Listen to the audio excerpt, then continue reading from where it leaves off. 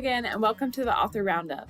This special segment of the Book Connection show showcases emerging indie authors who join us for a discussion of their newly published books. Join us for a conversation with our next guest author.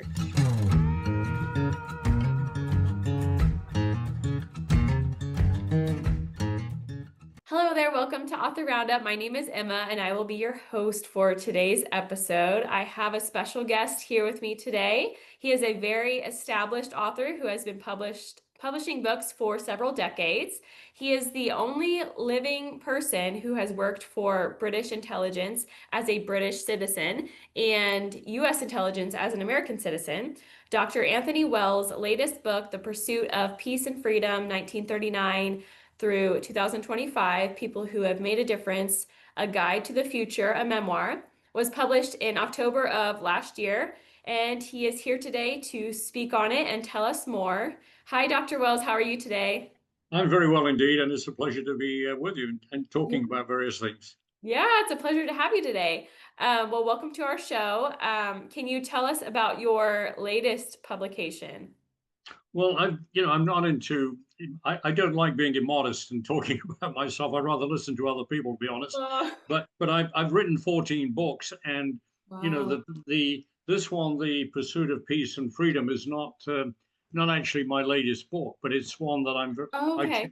one that I cherish a lot because quite a few of my friends over the years suggested, why don't you write an autobiography? You've had kind of an interesting life and all that. I said, Yeah. no.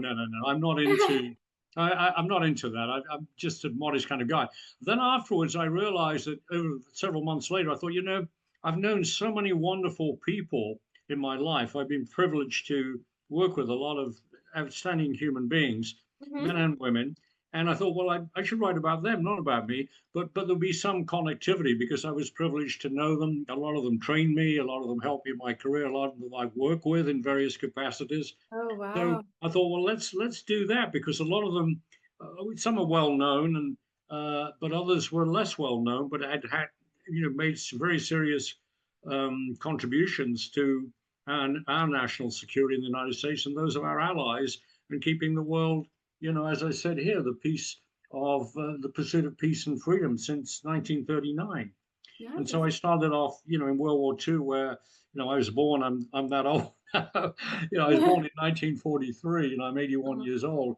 And Uh-huh. so, I start off with, people in World War II that, like my grandfather and people like that, and then went through a lot of other people who were, say, working at Bletchley Park, the very well-known British intercept place that cracked the Enigma code and the first electronic Oh, computer was wow. built and all of that, and people that I got to know when I became older, who had a big impact on the world, but also influenced my life and my career.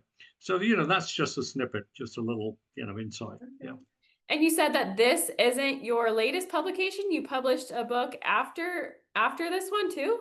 Yes. I mean, Oh my I goodness. published recently this book called From Blinker Hall to Room 39, British Naval Intelligence 1880 to 1945. And Wow. this is a sort of hugely, I hate to use the word professional because I hope everything I write is professional, but it's not a novel. It's more a professional study about, and it Okay. brings in all the interfaces with particularly with the United States and what we call the Five Eyes intelligence community, which I've written a standard work on the Five Eyes. It's actually regarded as the let me see if I can find it amongst this pile of books of mine. I've got them in front of me just in case Mm-hmm. you want to see them. But Oh. this is between Five Eyes, 50 years of intelligence sharing, and this explains what the Five Eyes are all about, which are United States, United Kingdom, Australia, New Zealand, and Canada. And the Mm-hmm. foreword was written by a very fine friend and colleague of mine, Admiral Lord West of Spithead, who was the Director General of British Intelligence at one stage, is now in the House of Lords in Britain as the chairman of the House of Lords Select Committee on Intelligence and Security. And so he wrote the foreword. So it's I hope it's a book that's been translated into Chinese and into Oh. Japanese, and everything. I've got copies in my office here of Yeah. the Chinese version of it, which I can't read because I don't read Chinese. I speak German, but I don't Yeah. speak Chinese. Yeah, yeah. So things like that. Cool. Yeah, Okay. yeah. And so for the pursuit of peace and freedom, tell us more Yeah. about the inspiration on what made you want to write this specific book and focus on these individuals who have worked to sustain peace. Well, one of the reasons was that several of the people would be probably would be unknown to most readers, and that's not a criticism. It's just a fact of life that a lot of the people um, weren't particularly well known, even though some of them became, quite distinguished. And there are photographs, in the back of the book, of several of these people. And I'll just give you and just tell me how, I don't want to, No, you're I hate, good. You're I okay. hate blathering on. I like to No, listen to this. no, But it's fine. there are lots of photos in here, of, for example, there's a picture here of there's the Queen at Greenwich when I was on the staff of the Royal Naval College, Greenwich. But below that is a picture of a gentleman on the just here, and Mhm. that is one of the Bletchley Park code breakers. Well, he was a young man straight out of Cambridge, went straight to Bletchley Park, was heavily involved in working with Alan Turing and that whole group in breaking the Enigma code, which basically told us, what the Germans were doing on a Mhm. 24, around the clock basis. We knew what Hitler was going to have for breakfast tomorrow morning, so Mhm. to speak. So, he was one of those guys, and he was particularly involved in, for example, cracking all the codes associated with the Nazi U-boat attacks on North Atlantic shipping, just for one example. Wow. Well, his name was Harry Hinsley. He became, now this young man here, a Cambridge graduate, here in Washington at a meeting with the Americans, our allies here in America, the British allies. He became, later on, guess what? He became the master of St. John's College, Cambridge, and the vice Oh, chancellor of Cambridge University. And also, he became in the 1980s the official historian of British intelligence in World War II, hmm. bearing in mind that the British government didn't announce the existence of Bletchley Park until 1974, almost 30 years after that it even existed. And then it wasn't until the 80s when the government produced these volumes edited by Sir Harry Hinsley. He was knighted by Queen Elizabeth, by the way. He became Sir Harry Hinsley, in many volumes. And Hmm. then a lot of the detail of Bletchley Park, a lot of the actual broken codes and all the products and all the material shared with the Americans, the United States here, it became public knowledge. It wasn't until the 1980s, you know, Hmm. 40 plus years after World War II had ended. So, he's just one of many people. And, there are several others in here that I write about. His Vice Admiral, his Vice Admiral Godfrey, for example, who was the director of British Naval Intelligence in Room 39. Room 39 was where his office was, okay, Oh, in the yeah. Admiralty building. He was a very significant guy, and he had working for him an interesting person, which most people probably don't know about. Actually, I mean, who would know, for example, that who his personal assistant was during the whole of World War II? Well, it was a gentleman called Ian Fleming, the author of all the James Bond books. Okay, yeah, Oh, wow. he was the personal assistant to Admiral Oh my Godfrey. goodness. Now, I never met Ian Fleming because at the end of the war, he came from a very rich family, and he went out to Jamaica, built a house, and started writing all his books based on his World War II experience. Well, I Wow. knew Admiral Godfrey. He was one of my mentors in the late 1960s when I joined British. I got into the intelligence business, Hmm. and he helped me a lot. And when he died, his wife gave me all his personal papers at home to look at, in addition to all the classified ones, which were obviously kept in the Admiralty and the eventually went into the National Archives when they were declassified. But I saw a lot of his personal notes, none of which was classified because he would never do a thing like that, taking stuff home which is classified. But I had Hmm. all of those, and I said to her afterwards when I went all through the material, I said, "Look, we need to deposit these in the National Record." And to this day, they're in the Oh, National Maritime awesome. Museum at Greenwich in Glad London. you do that. Yeah, Nice. yeah. I mean, I Okay. thought. So things like that, and then there are several other gentlemen here. I mean, Norman Denning. There's a gentleman here called Norman Denning.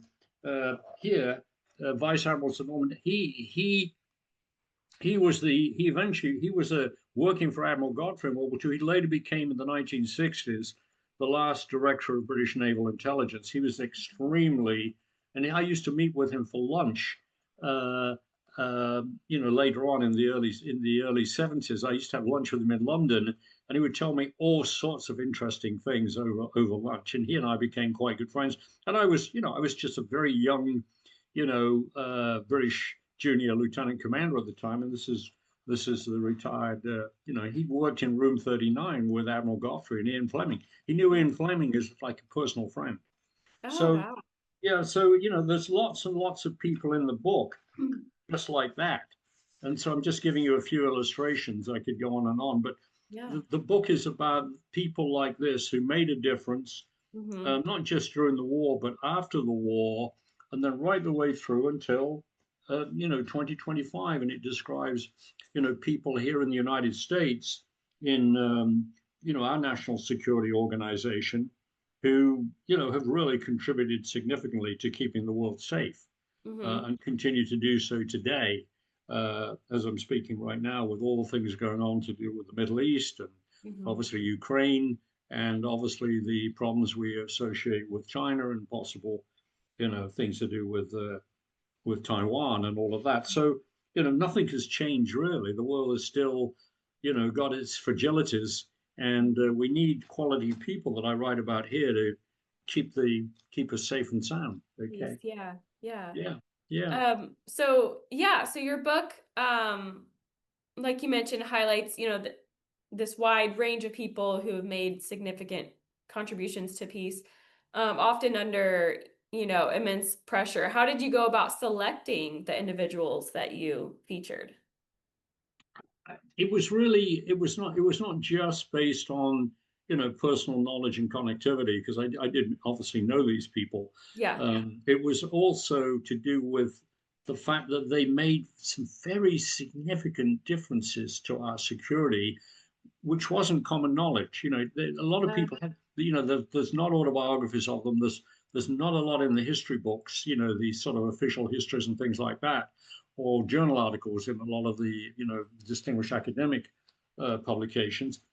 So, I was very, very conscious of that and mhm. wanted to acknowledge, what they had done, in their lives, before, just everything disappears into. Yeah, you wanted a place in history for them, for, people to recognize that, so they didn't get lost. And I'm sure their relatives appreciate it too, that, Yeah, absolutely. well, that's great Yeah, that you did that. I think that's amazing. yeah. Um, so can you tell us a little bit about your background and how it shaped your interest in global peacekeeping efforts? Well, yeah. I mean, as I said right at the beginning, I try to be modest about everything because I'd rather listen to you and other people and learn from other people. But yeah, just a little background about me. I mean, there's a sort of autobiography at the back of this book, for example, and all the other books I read tells you about what I did. But I was a career British naval officer. I don't know how to put this. I got overtrained and overeducated at the Queen's expense. I eventually got a PhD from King's College and the University of London, in the Mhm. famous Department of War Studies. And one of my mentors on my PhD was Sir Harry Hinsley at Cambridge. Um, Mhm. he was very, very helpful. In fact, I had the most interesting meeting ever, and I'm diversing. I'm kind of straying on that. But I had a very interesting meeting in the British Foreign Office. I was in his office at St. John's in Cambridge, and he said, Tony, I want you to come and meet me in London. I'm going to have to, I want to show you some things. And I had to send all my clearances and that to the Foreign Office through the security system and all that, so that I was, acknowledged as being a very secure, reliable person, all that. So I met him in the Foreign Office, and we went down into the bowels of the Foreign Office and through an area and there were guards. I mean, you couldn't just get in there. There were guards. And then Mhm. we got into the inner sanctum, and the doors opened, and we went in, and he had a couple of people, working in there that actually worked for me. And then he introduced me to the Enigma data. This was in the late 1960s.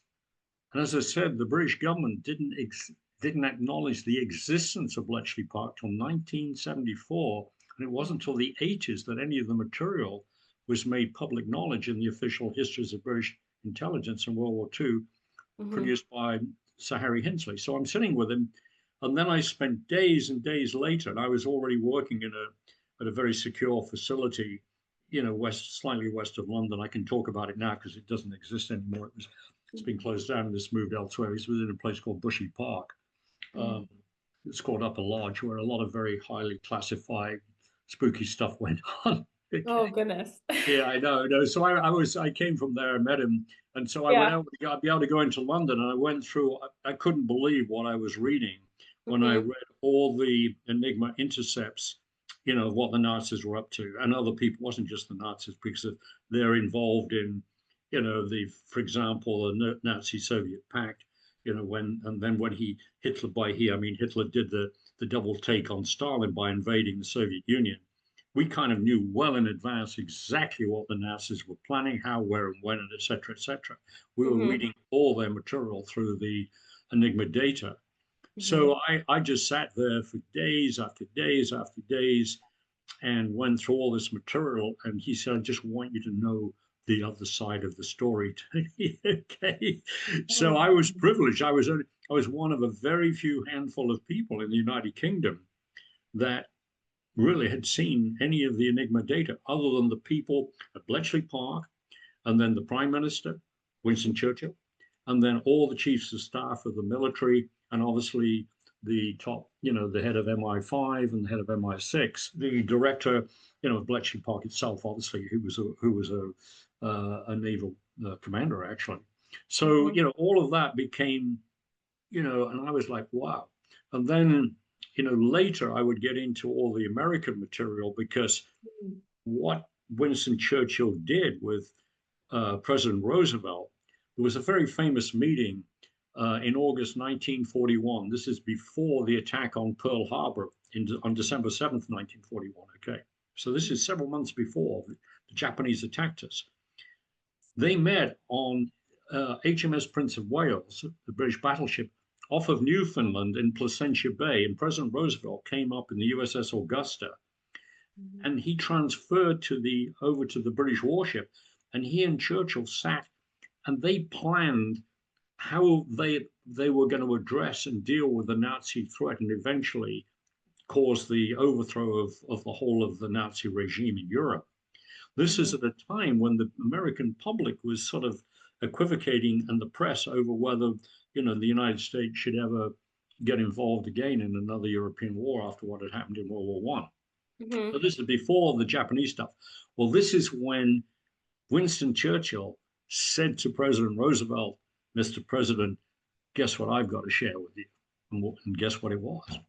It's called the Enigma data. So Roosevelt's like, gosh.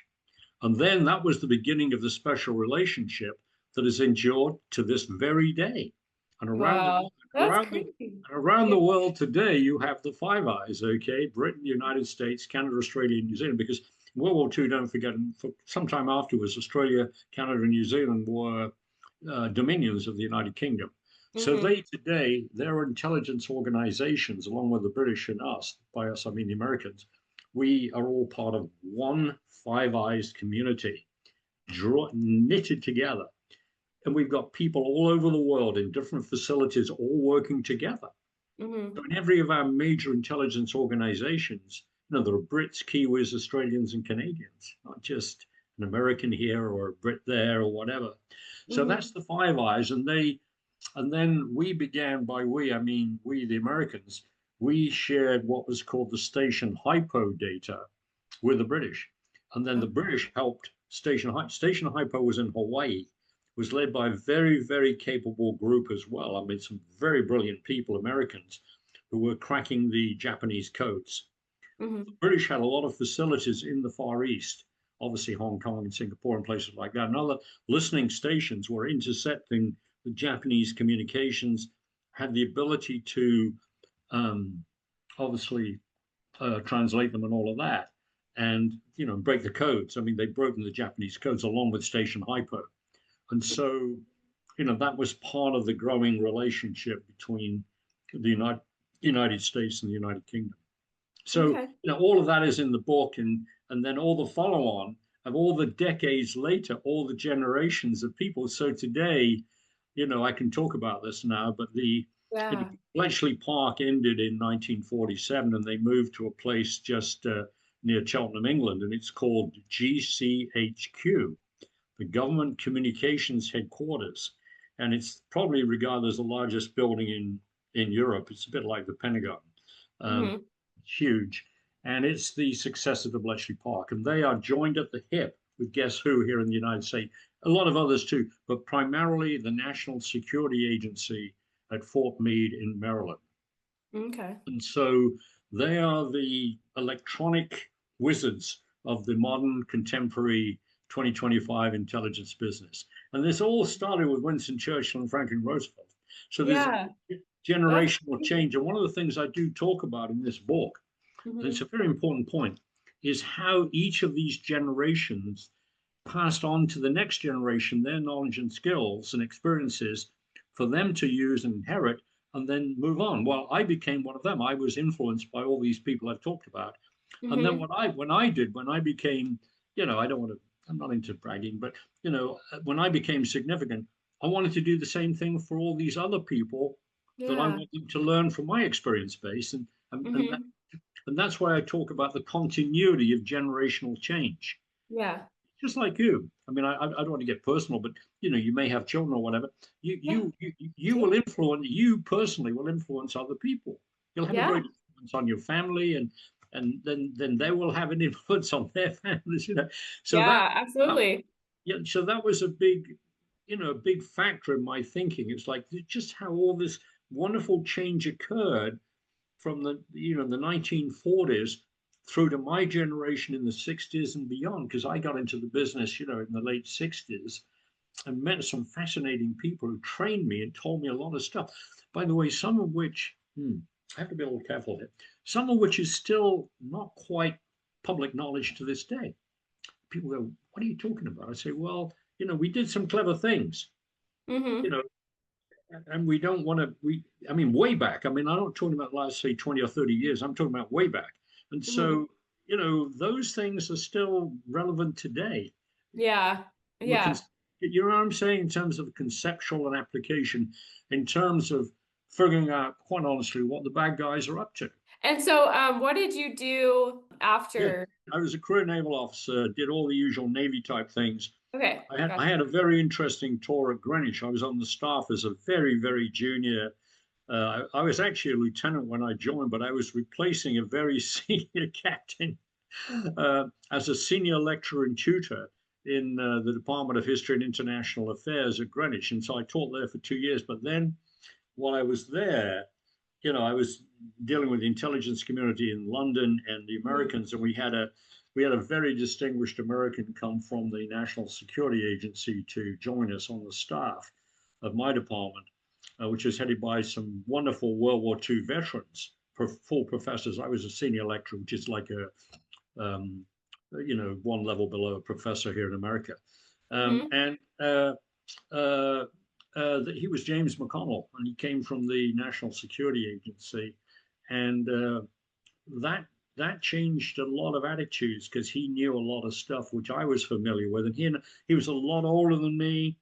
He was a Mhm. Russian graduate from Columbia University, spoke fluent Russian. You could read everything that we intercepted and all that, and Mhm. he had a big influence on our thinking, which we passed around the community in London, because he didn't want to go and work for the chief of station in London, CIA chief of station. He said, no, I don't want to do that. I want to go to Greenwich, where they've got all these bright guys, and there I can be free to probably just get around the community and do things that he wanted to do. And he became a lifelong friend.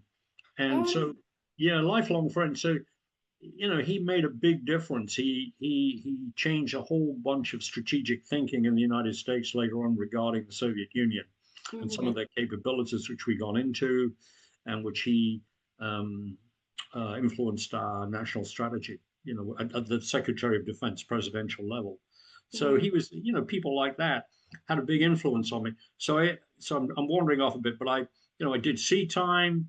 I had one. I Yeah. mean, my favorite job. I was put in charge of all the operational training and planning for all Dartmouth midshipmen and sub-lieutenants at sea. Okay. Out of what you would call, according to the United States Naval Academy at Annapolis, is the Royal Naval College, Dartmouth.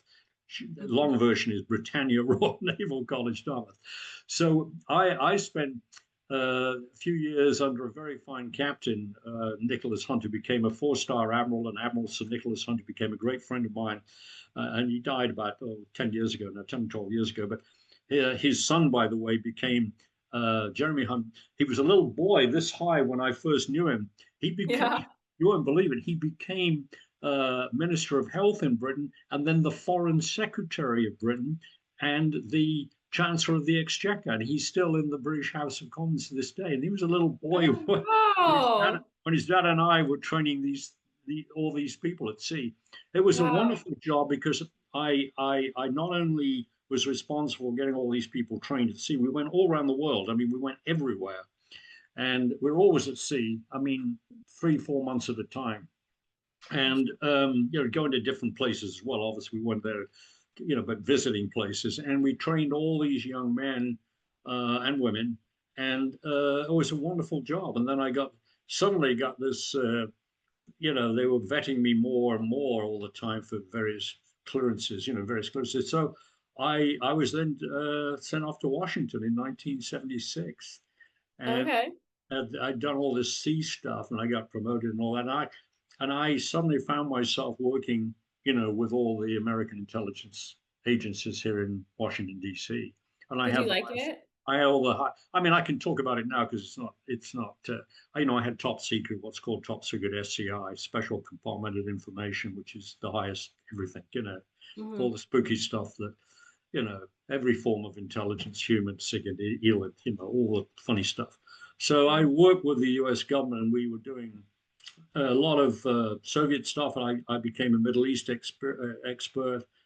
I did a lot of work on the June War of 1967, which led to me years later becoming an honorary member of the USS Liberty, which is the most sorry, I've got the plaque behind me here. Somewhere on the wall. Oh, cool. Became an honorary member of the crew of the USS Liberty, which is the most highly decorated warship in the history of the United States Navy. The commanding officer won the Medal of Honor, and I think there was 34 Navy crosses and blah blah blah. It was the ship that was the American spy ship that was attacked in June 1967 in the Eastern Mediterranean by Israel. That's a long story. We don't have time to go into it. But I subsequently became very knowledgeable about things at a very high level, Hmm. Secretary of State level and all that about things then and since on the Middle Hmm. East. And Yeah. so Admiral Moore, Thomas Moore, who became the chairman of the Joint Chiefs of Staff, when I um, later came back permanently to the United States, invited me to join the board of the USS Liberty Alliance. And I subsequently became the third chairman because all the others died. So I was there. I and a handful of other members of the board, all of whom were far more distinguished than me. Some of, one of them had won the Medal of Honor in Korea, Marine General. And so there were, people like that I got to know on that board. But I wrote a lot about the June War. I've written a lot about the June War and about all the things since in the Middle East, right up until Hmm. right now, of what's going on in, Gaza and the, situation with the Palestinians right now. So I'm very, very hugely knowledgeable of the Middle East, and I've spent years in and out of places like Jordan, where I have some very special relationships. And so I did all of that, and cut a long story short, I had another command appointment, and then I was invited to get into special programs in London, and I was in special programs in London for 5 years, and was director of one part of British intelligence special programs operations, and worked closely with all the American agencies, CIA, NSA, Hmm. naval intelligence, etc. And so I you know, we did a lot of very, very special stuff, which I still can't talk about, obviously, even though it's, years ago, because it's still Hmm. highly classified. A lot of stuff has never been made public knowledge. So we Hmm. did all of that. And then suddenly the Director General of British Intelligence, who was a retired admiral that Margaret Thatcher had appointed, Admiral Halliday, who'd been the British naval attaché in Washington when I was working with the U.S. government, he sent for me and said, "We would like you to go back to the United States and work on a new, very special program between the United States and the United Kingdom. And you're our man. Will you do it?" And you're like, yes. So I was very fortunate again. You see, this is, Admiral Halliday was a World War II veteran. Look, this guy had won the Distinguished Service Cross in the Pacific, flying a jet with not a jet, an airplane with the they didn't have jets with the U.S. Navy, against the Japanese. He was that senior and old, and he was now Director General of British Intelligence.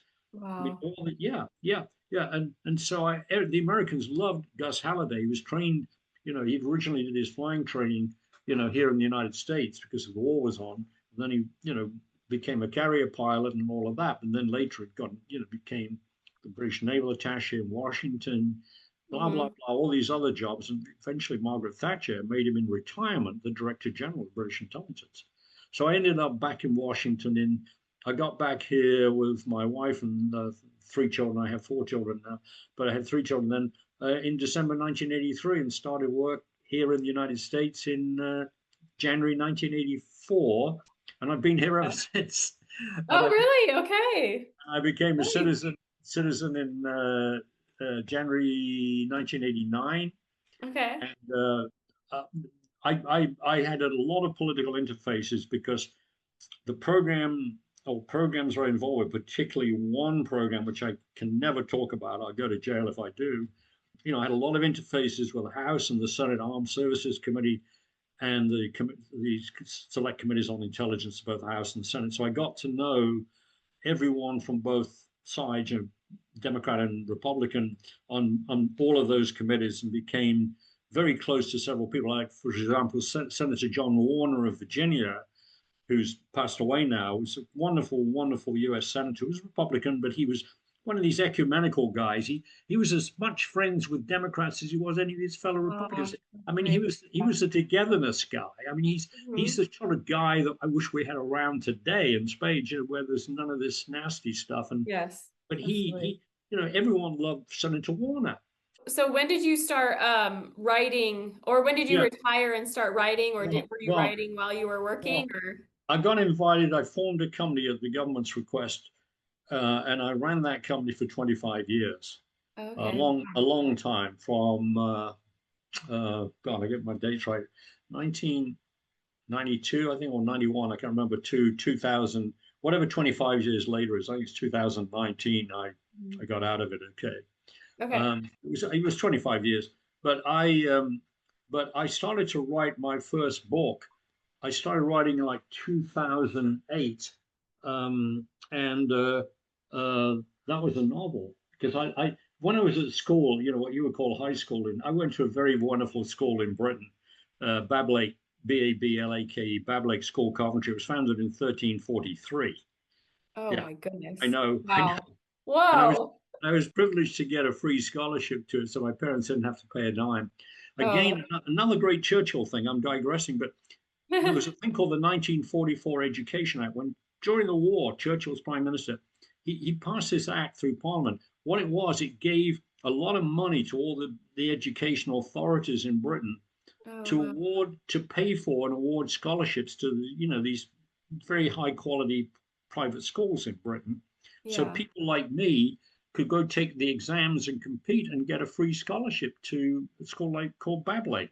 At Bablake, I used to write for the school magazine, and I Oh, love to nice. write essays. And then, I love to write at university and do all of that. So I always had this my creative side. I mean, I'd love to be able to paint, but I can't paint for toffee because I just can't paint. I've learned to play the saxophone in my old age, but I wasn't much of a Oh, musician when I was growing up. nice. And Very my voice cool. was terrible, so I could never be in the school choir and all that. But the one thing I was, if I don't want to be sounding modest, but I could write. I wrote a lot of very good Essays. articles Nice. in. Okay. So I've always loved to write, and again, not bragging, it helped me a lot in my career because if you could write well, Hmm. I mean, all the sort of stuff that I've been involved in, you want to be able to write okay, because some of these things I would write, the Yeah. reports, stuff that went to the Joint Intelligence Committee and places like that, and Totally. Yeah. Like CIA. communications and I used to messaging. work, that level of the agency. You want to be able to write. So in 2008, I started writing a novel called Black Gold Finale, and uh, it got published in 2009 and was pretty successful. I've got a great story about it if you want to. If you want to. Yeah. Yeah. I gave a book talk in. Oh God, this is sad actually because of what I'm about to tell you. I gave a book talk at an incredible bookstore in Pacific Palisades in Los Angeles, which is now Uh-huh. Yeah. Yeah. all gone. I mean, it's all Yeah. Yeah. Pacific Palisades. And Mhm. I gave a book talk there, and I thought, there'd be 20, 30 people. It was full. I mean, it was Huge. one by two. There were more people there than I could count. And Yeah. my arm was dead signing books. From signing. At the end of this guy comes up to me and he says, I want to talk to you. Can you come and have dinner with me? We're interested in making a movie out of Black Gold Finale. And I said, oh, I've got to go meet some friends of mine in dinner, back in downtown LA because I got a meeting with the government tomorrow morning, and we've I've already agreed. So she said, well, when you're back next back, my father and I would like to talk to you about making a movie. Oh, And wow. I didn't know. I mean, I was so ignorant. I didn't know who this person was, and I'll tell you his name in a minute. It'll become obvious. Okay. So Okay. I go and have dinner with these colleagues of mine, and one of them lives in LA and was a meteorologist and oceanographer who did a lot of special work like that Oh, uh, for me. And he was at the meeting, and they said, "Well, how did your book tour go before you got here?" I said, "Oh, and well," I said, "By the way, this guy came up to me afterwards. He wants to talk to me about making a movie out of Black Gold Phenomenon." He said, "Well, who was this?" And I told him his name. He said, "Tony, do you know who this guy is?" I said, I don't know him. He said he's Mace Neufeld's son. You were talking to Brad Neufeld. Have you seen The Hunt for Red October? Have you seen all those other movies that he's made? I said, you're kidding me. He said, no, he produced all of them. oh All, my gosh. yeah, Wow. all the Ryan movies, with Harrison Ford. He's Yeah. produced all of Yeah. that. That's his son, Tony, that came to talk to you. I said, well, I'm sorry, but I didn't know. Sorry. At so least I anyway, know it's a now. long story. So if Brad Neufeld ever listens to this program, he and I are still friends to this day. Sadly, his dad's passed away, Oh, and he and I are still good friends. He's there in LA now. His son is a wonderful guy, and his father was wonderful. oh, that's So it's a sweet. long story. I don't want to go into any more because it's too much. Yeah.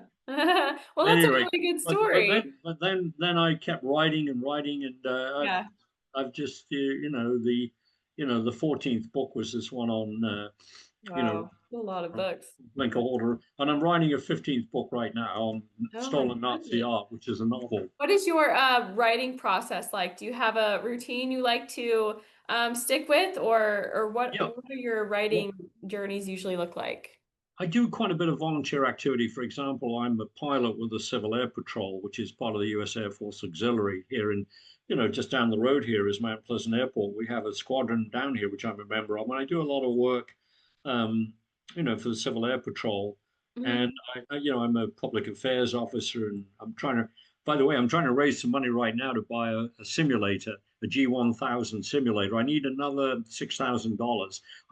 I've managed to collect 6,000. So if any of your listeners Yeah. want to donate to an incredibly worthy cause, because the Civil Air Patrol supports not only downed aircraft and missing people and all that, but national disasters and things like the two hurricanes we Oh had. yeah, We absolutely. support all those with aerial photography, low level flying to see where all the damage is on the ground and all that, and work with law enforcement as well as FEMA and DHS and all those authorities, etc. So Hmm. this, the Civil Air Patrol does some very, very important work. So if anyone wants to donate, just time to get in touch with me because I need about, and we need our pilots to be able to become more experts on what's called the Garmin 1000 system in in our airplane, which is just down the road here. I'm not exaggerating. So it's an Air Force One Cessna 182, but we need to be able to train people better with that because it's so expensive to try to train people in the air on the Imagine. system. It's a Yeah. very complicated system because in addition to the G1000, it's got some other additional Air Force stuff for actually flying various patterns to locate things on the ground. And programming that in the air is not a trivial event. And we need to be able to better train our guys, pilots and the observers and the photographer guys in the back of the plane to be Mhm. able to do all this. So, that's Yeah. that's the Yeah, sort of. very cool stuff. But Yeah. to answer your question, I write when I'm in the creative mood. Like before Okay. you called, I went to yoga first thing this morning.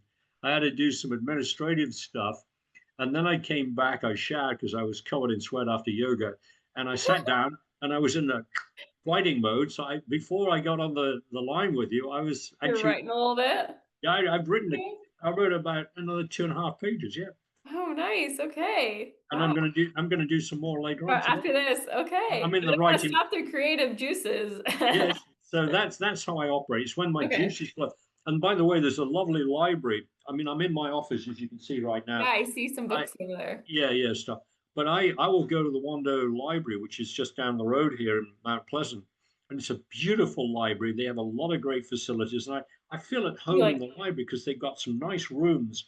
And there are other people in there, so you have to be yeah. quiet. But they've got all sorts of, it's just a nice view outside, and it gets me out of this, my office Yeah, it here. gets you in another environment and Yeah, yeah. yeah, yeah. Okay, very cool. The lovely people who run the library there. It's a great library. It's called the Yeah. Wando Library. So, there are three rivers here. There's the Ashley, the Cooper, and the Wando rivers. And so it's called the Wando Library.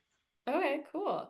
And so how long did it take you to complete the pursuit of peace and freedom? How long did it take you? I think on and off from beginning to end of this whole book was like 2 years, I think. Okay. Okay. Okay. Uh, I give a lot of thought to everything. I edit it, like this thing I was doing now. I went over it again before, I got to call you, and Hmm. so I do my own editing, and then I print it out, and then I'll sometimes find another little thing I need to Oh yeah, you like to print it change. out and see it Yeah, and yeah, yeah, tangible yeah, thing. yeah, Okay. yeah. So but I listen. There's nothing better than a good editor, and I've had some wonderful editors. I've had several publishers over the years. I mean, I've got several, publishing people, Hmm. and Yeah.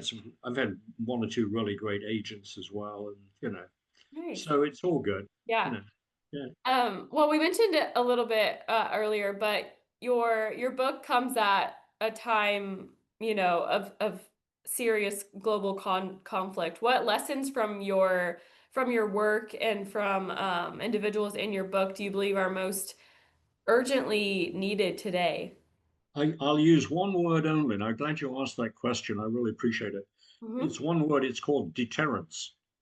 We need to be able to show, by we I mean the free world and particularly the Five Eyes, but then in addition to the U.S. U.K. Counter Australia New Zealand, that's an intelligence organization, our allies and particularly the American allies, which is NATO in Europe, and then in Asia, we have a thing called the Quad, and the Quad is with Japan, Australia, India, and the United States have formed an alliance to again deter China. Hmm. And similarly, you know, we, we need to. No one wants to go to war. I mean, I was brought up in a city, went to a school in a city that was heavily bombed, during World War II by the Hmm. Nazis. Coventry, Coventry, the cathedral was destroyed one night on November 14th, 1940. The whole of the beautiful medieval cathedral center of the city was destroyed. One of my heroes in the book is my own grandfather who owned Coventry Gear. And one night alone, he lost 80 men on the night shift were killed. And so no one wants that to happen again. I don't. Now, Hmm. I was brought up and went to school in a city, Lake, which fortunately was not damaged. Thank God that they never dropped a bomb on my school. Hmm.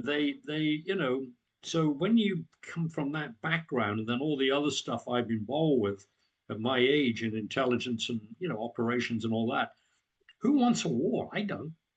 And no one does. No one in their right mind does. So with people with bad intent like Putin. mean, I mean, there's a warrant out for Putin's arrest to go to the International Criminal Court in The Hague for war crimes and crimes against humanity. Mm-hmm.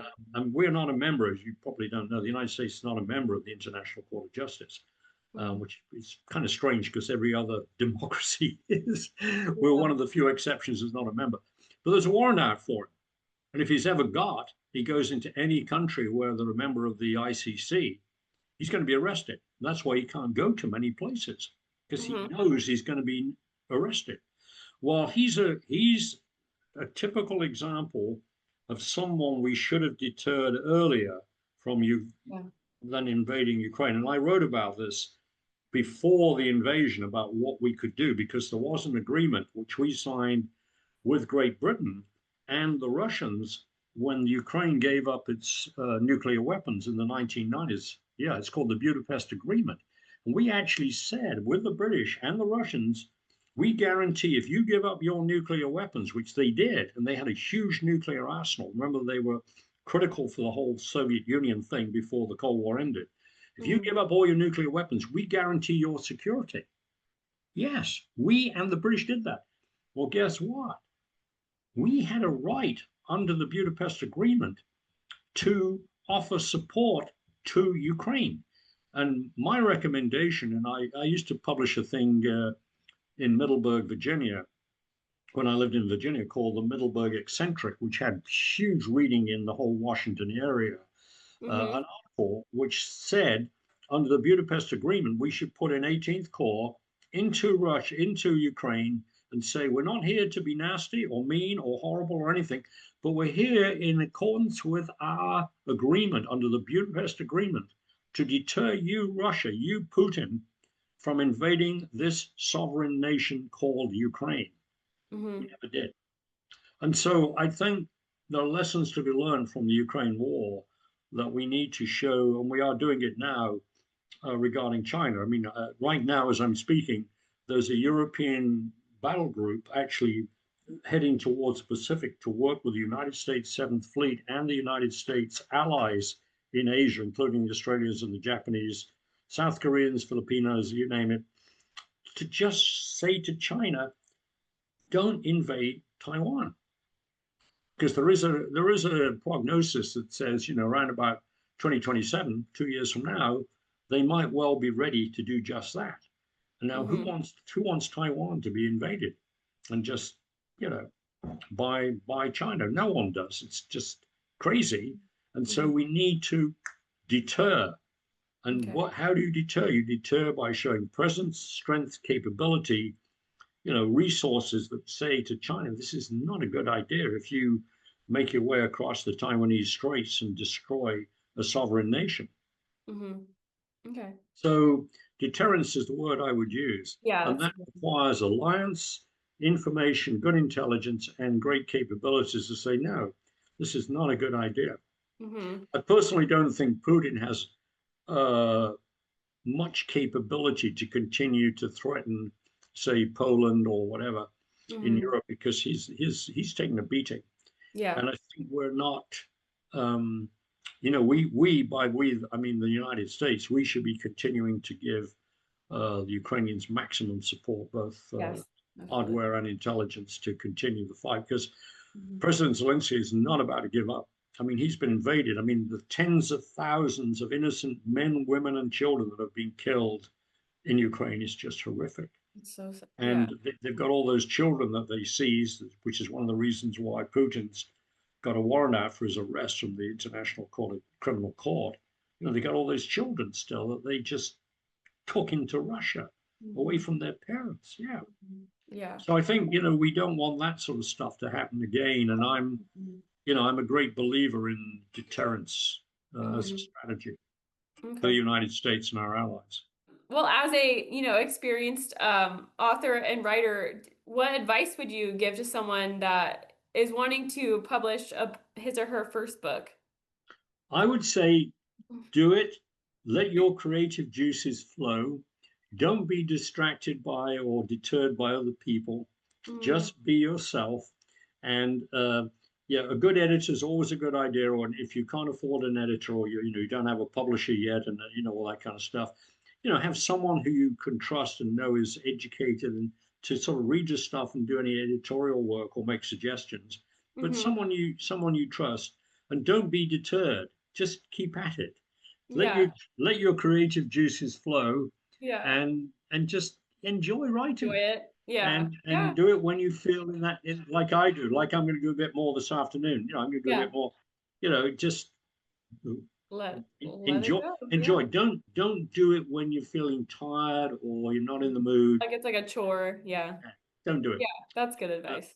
so that's, and if you eventually find a good agent, which I've had a couple of good agents, um, and I work with a guy now. I think I've mentioned his name to you. He's a producer in London called Chris Carr. He runs Carr Productions, and he's a very good friend of mine. I've done several podcasts with him as well.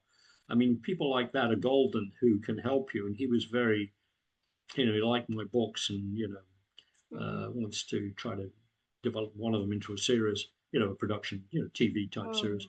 But okay. so if you get to know someone like that, better still. But that's not easy, and I'm not bragging. But so if you don't do that, don't worry about it. Hmm. Just keep on going, and then Yeah. send your manuscript to as many publishers as you can. And Okay. if you happen to know someone who is an agent, then like I did, I met someone in London at a club that I belong to, the Army and Navy Club in London. It's called the Rag, and I met a guy there one night for dinner, and that was the beginning of a very good relationship, and he became an official agent of mine. Oh, very cool. Nice. Yeah, Okay. yeah, yeah. Okay.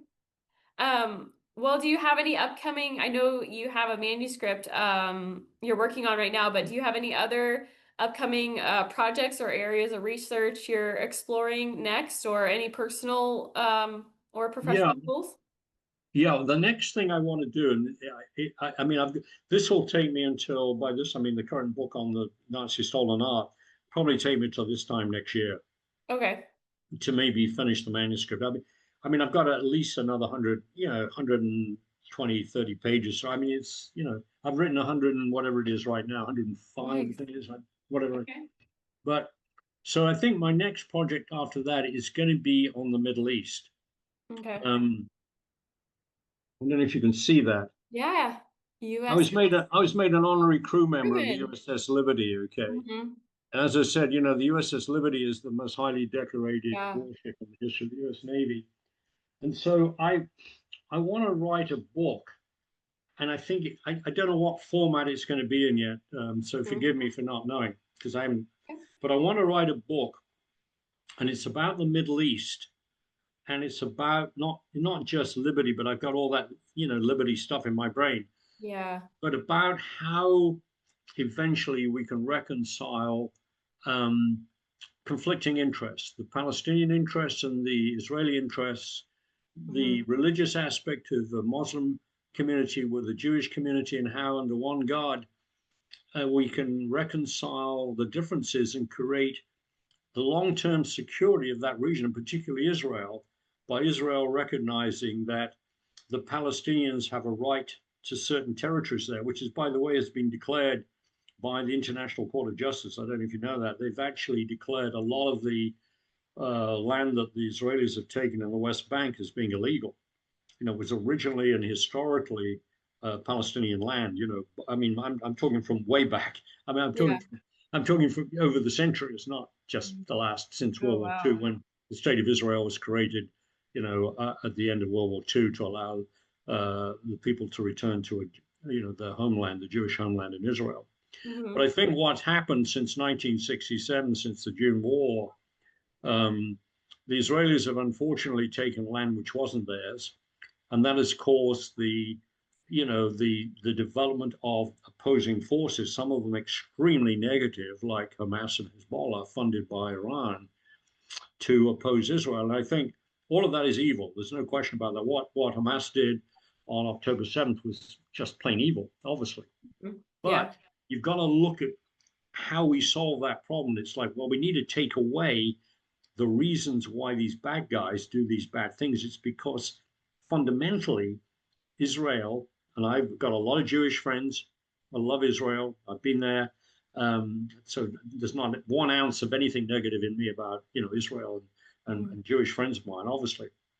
But we need to be able to get Israel to recognize that if we can get the Palestinians in the Gaza and in the West Bank back into their area, which is truly theirs historically, and live side by side, we can create a security for Israel for the long term without all these negative, nasty people like Hezbollah and Hamas doing all these bad things. Yeah. Because you take away the reason for it. Okay.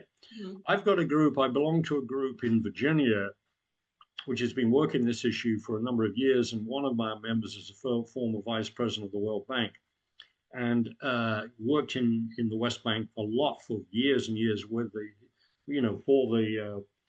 for the World Bank in funding projects to create a better economical situation for the Palestinians on the West Bank. Mm-hmm. Very knowledgeable. And he's come up with some brilliant ideas which were produced in a podcast for beyond, just the simple like two-state solution, which is very, very modest. There's no real meat to the two-state. But what he's done is create a very, very interesting concept based on a federation between Jewish Israel and Muslim Palestinians, in the Gaza West Bank area to create a federation where they can live together in peace and with all sorts of guarantees by the Western allies, and also create their own security system for themselves against any of these. Because then you take away all the reasons why the nasty people in Iran, have been funding weapons and stuff to the Hezbollahs and Hamases of this world to do all these bad things to the Israelis. So, that's the sort of thing that I'm interested in. I want to write a book about all that. Okay. Very And try to interesting. create a way forward to, frankly, get peace in the area. And Yeah, so I think that would be great. the Israelis and the Palestinians can live together. One thing that I get worried about is sort of right now, people who are supportive, for example, of the Palestinians, Mm-hmm. they're not anti-Semitic. I mean, the idea I have lots of Jewish friends. I have one particular friend who's extraordinarily educated, Mm-hmm. very knowledgeable. I mean, he thinks we've got to figure out how we reconcile the Palestinians with the Jews. That's not anti-Semitic Yeah, because yeah, it's yeah, it sounds yeah, like it's anti-Israel. Of course, it's not. It's like, well, yeah, we need to bring these people together. And yeah. so the people who have been criticizing Israel for on behalf of Palestinian interests, they're not being No, anti-Semitic in the yeah, sort of like anti-Jewish. It's you know, Israeli policy. You know what I'm saying? yeah, And yeah, I think that's the sad thing that's been going on too. And then all these students that have been accused of, saying bad things. It's just like yeah, no, yeah, they're making a point, really. yeah. Well, I think that's all the time we have today. If there was one message that you wish that a reader would take from your book, what would that be based on your research and just the message in general that you want to convey? I think it's interactive. I think I would want my readers to be themselves, I'm not trying to, proselytize or anything like that. Okay. I would want them to interact with my books and Hmm. to use their own creative spirits and their own personal views to interact with my thoughts and to be themselves and for them Yeah, to be that's wonderful. creative within themselves. So, in other words, I would hope to be a stimulus or stimuli or whatever you want to call it for their own thoughts and feelings about world peace and freedom. Yeah, Yeah. Okay. that would be my, wish. Okay. And Okay. where can readers find you? I know you mentioned about also about the Civil Air Patrol and that the donations and things like that. Is there an email that you have that anyone that's interested in what you've spoken about today can contact you or reach out to you? Yeah, I mean, happy to give my email. It's dr, because I'm a PhD, doctor. DRAR Wells, WELLS, and plain one, just a number one at AOL.com. So it's DRAR Wells, WELLS one, just a one, number one at AOL.com. I'm happy to interface with anyone who wants to contact me, as long as they're nice and polite and whatever. Yeah, I don't care. it'd be nice. All Yeah, right. Well, thank you so much, Dr. Wells, for taking the time to chat with me today. It was wonderful to my meet you. no, it's my pleasure, and thank you for your time and your Yeah, of enthusiasm course. too.